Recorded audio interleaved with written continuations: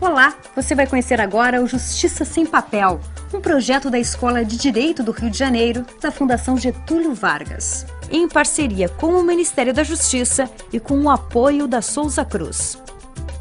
O Justiça Sem Papel é um projeto criado para disseminar uma cultura de informatização no judiciário brasileiro, identificando, selecionando e apoiando iniciativas ou experiências bem-sucedidas idealizadas por juízes e tribunais espalhados por todo o Brasil, trazendo uma ampliação do acesso ao judiciário, um aprimoramento dos controles processuais, uma maior transparência através da tecnologia da informação, uma redução de custos e do uso do papel. E, principalmente, uma maior capacidade de operação integrada dos diversos órgãos do Poder Judiciário com o Executivo, Ministério Público, Legislativo e com a sociedade. Um projeto amplo e inovador, que nasce de parcerias com tribunais, associações de magistrados, Poder Executivo e com a iniciativa privada. O Justiça Sem Papel se divide em 3 frentes de atuação: projetos especiais multiplicadores, fomento à informatização e o Fundo Justiça Sem Papel. O Justiça Sem Papel promove parcerias com tribunais para auxiliar o desenvolvimento e a multiplicação de tecnologias promissoras. O Tribunal de Justiça do Rio de Janeiro já é parceiro do Justiça Sem Papel no projeto Juizados Virtuais. O sistema existente será aprimorado e adaptado para se tornar de baixo custo, promovendo também a unificação dos sistemas. Com isso daqui nós temos uma economia de tempo, nós temos uma economia de gastos, nós temos uma prestação jurisdicional bastante eficiente em que as partes vão ser atendidas com muito mais rapidez. Um dos objetivos é exatamente esse, é fazer uma economia de papel, mas eu diria também que vai um pouco além disso, é fazer uma economia de atos processuais, de atos cartorários. Em Rondônia, o projeto está promovendo uma parceria com o Tribunal de Justiça para distribuição e disponibilização do software, o Gabinete do Juiz, desenvolvido para auxiliar os magistrados em suas tarefas do dia a dia. O Justiça Sem Papel promove seminários e workshops sobre informatização do Poder Judiciário, leva adiante a cultura do uso de novas tecnologias, compartilha o conhecimento e aproxima os magistrados das bem-sucedidas experiências nacionais e internacionais. Os 2 primeiros workshops Justiça Sem Papel contaram com a participação da Justiça de vários estados e da Justiça Federal.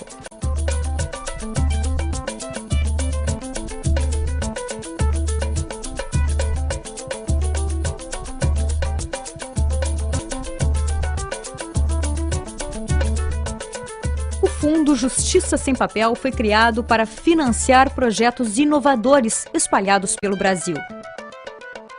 Magistrados, grupos de magistrados, tribunais e seus serventuários, entidades científicas, culturais e associativas sem fins lucrativos relacionadas à administração da justiça através do Poder Judiciário poderão concorrer a financiamentos de até R$ 300 mil por projeto. Ideias ou projetos já em andamento podem ser desenvolvidos, aprimorados ou replicados.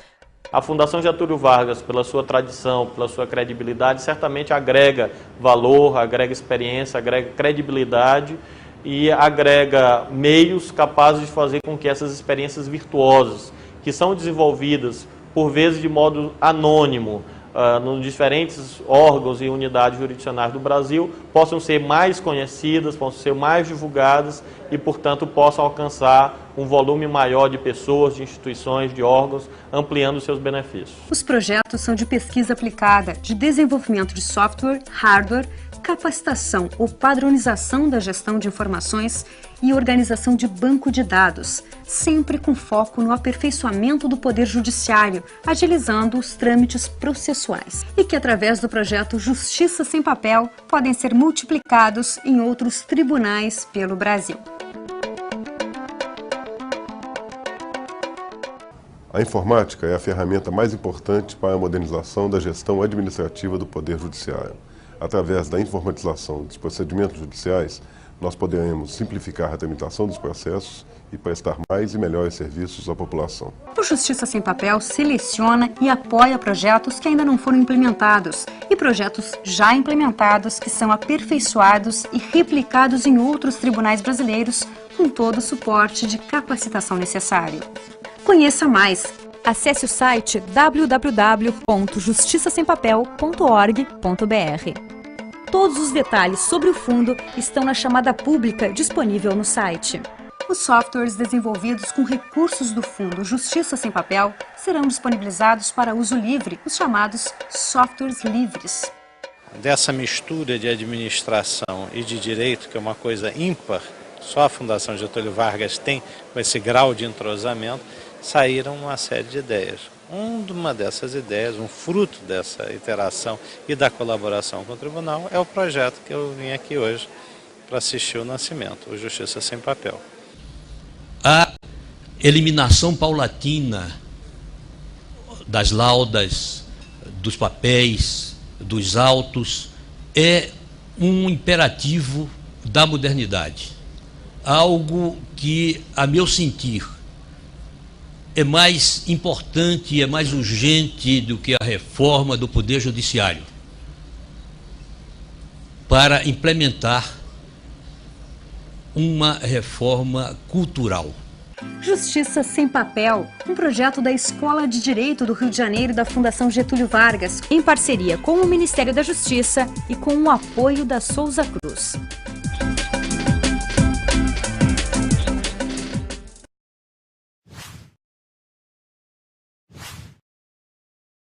Mínima e a pena máxima. Portanto, a pena mínima é de 2 anos, a pena máxima é de 12 anos, o intervalo é de 10 anos, deu-se um aumento de 2 anos, portanto, 20% deste intervalo. Luiz Barroso, você me permite? Claro, pois não.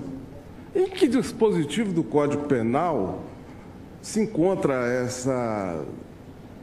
esses parâmetros tarifários que Vossa Excelência está utilizando? Não, eu não creio. 20%, aumentou-se 40%. Isso não existe, ministro. Ok, eu vou... Isso é pura discricionariedade de Vossa Excelência, admita isso. Eu vou demonstrar o meu argumento e, em seguida, terei muito prazer de debater com Vossa Excelência, por quem tenho grande consideração e admiração intelectual. De debater, eu pergunto a Vossa Excelência, onde está no Código Penal dito que o juiz tem que, numa determinada situação, aplicar um aumento de 20%, de 30% ou de 40%, já que Vossa Excelência acha que houve um exagero, um absurdo. Eu vou chegar lá, presidente. Na fixação de uma pena de 2 anos e 3 meses para quem praticou, portanto, em quadrilha ou bando, os crimes de que hora estamos tratando. Eu entendo o ponto de Vossa Excelência e vou chegar a ele. O que observei, então, é que, em relação ao crime, o tipo de criminalidade política e financeira. Leniência que está se encaminhando Eu respeito a opinião de Vossa Excelência. Com a contribuição de Vossa Excelência. Eu respeito a opinião. É fácil fazer discurso político, ministro Barroso, e, ao mesmo tempo, contribuir para aquilo que se quer combater. É muito simples dizer que o sistema político brasileiro é corrupto, que a corrupção está na base do funcionamento de quase todas as instituições. E quando se tem a oportunidade de usar o sistema jurídico para coibir essas nódoas, se parte para a consolidação daquilo que se aponta como destoante. Eu entendo e respeito a posição. Quer dizer, Vossa Excelência. Em uma segunda acepção, quadro, e eu naturalmente não conheço o voto do ministro Teoria ser proferido neste caso. Temos o seguinte quadro: 5 dos ministros presentes votaram pela condenação pelo crime de quadrilha. Ministro Barroso, deixa para a gente fazer essas contas depois. 4 dos ministros votaram... As contas que nós já sabemos quais serão. Não, mas não é não ouvir o voto. Vossa Excelência votar horas e horas, dias e dias, sem interromper. Ministro Toffoli, não sejamos hipócritas. Já Vamos sabemos qual ouvir é o voto do colega. Vossa Excelência não quer presidir deixando ele proferir o voto. Só porque o voto discorda da opinião de Vossa Excelência? Não é disso que se trata, ele está dizendo... É disso que se trata. Vossa Excelência não quer deixar o colega votar porque Vossa Excelência não concorda com Sua Excelência. É porque ele está dizendo qual será o resultado. Vamos aguardar os votos. Esse é um ponto importante para a construção do meu argumento, presidente, portanto eu vou insistir nele. 5, transparência de que fui capaz. Com essas considerações, dou provimento aos embargos infringentes. É como voto, presidente. Senhores ministros, antes de encerrar essa sessão, lembrando que nós continuaremos amanhã às 10 horas da manhã, eu gostaria de, mais uma vez, trazer os dados técnicos, esses sim, técnicos, não estatísticas, percentuais, que levaram à exacerbação da pena de quadrilha, nesse caso. Quais foram esses dados técnicos? Os dados concretos dos autos. A quantidade de agentes, os montantes movimentados pela quadrilha. E aí, ministro Barroso, eu diria a Vossa Excelência, é um absurdo querer comparar esse caso com o caso do Donadon, com o outro caso citado por Vossa Excelência, porque financeiramente foram casos em que foram movimentadas quantias bem mais modestas. Nesse caso, as cifras são da ordem de 70, 75, ou confessadamente pelo senhor Delúbio Soares, 55 milhões de reais. O tempo em que essa quadrilha movimentou toda essa montanha de dinheiro, a forma como esse dinheiro era distribuído aos parlamentares, tudo isso foi objeto de debate intenso aqui nesse plenário. Agora, Vossa Excelência me chega aqui já com uma fórmula prontinha, não é? Já proclamou, inclusive, o resultado do julgamento. Na sua chamada preliminar de mérito, Vossa Excelência já disse qual é o placar antes mesmo que o colegiado tivesse votado. A fórmula já é pronta. Eu indago se Vossa Excelência já tinha antes de chegar a esse tribunal. Presidente. Parece que sim, não é? Então, o tribunal não deliberou no vácuo, ele não exerceu arbitrariedade. Os fatos são graves, são gravíssimos, de maneira que trazer para o plenário do Supremo Tribunal Federal um discurso político, puramente político, para infirmar a decisão tomada por um colegiado, num primeiro momento, confirmada em embargos de declaração, confirmada. Isso me parece inapropriado, para não dizer outra coisa, ministro Barroso. Só isso. Bom, eu acho que Vossa Excelência pode ter a opinião que tiver a respeito e expressá-la. Claro. Que considere próprio expressar. Não, já me expressei. O que eu estou dizendo a sua decisão não é técnica, ministro. E é simplesmente política. Voto é isso que eu estou dizendo. É que os crimes de corrupção... Mas eu não estou tentando convencer Vossa Excelência, diferentemente disso, e muito menos me passaria pela cabeça insinuar qualquer motivação indevida de Vossa Excelência ao fazer isso. Portanto, Vossa Excelência votou de acordo com com a consciência de Vossa Excelência. Eu já elogiei o papel que Vossa Excelência desempenhou. Não, eu não preciso do seu elogio, ministro. E eu estou manifestando a minha opinião e, para mal dos pecados de Vossa Excelência, o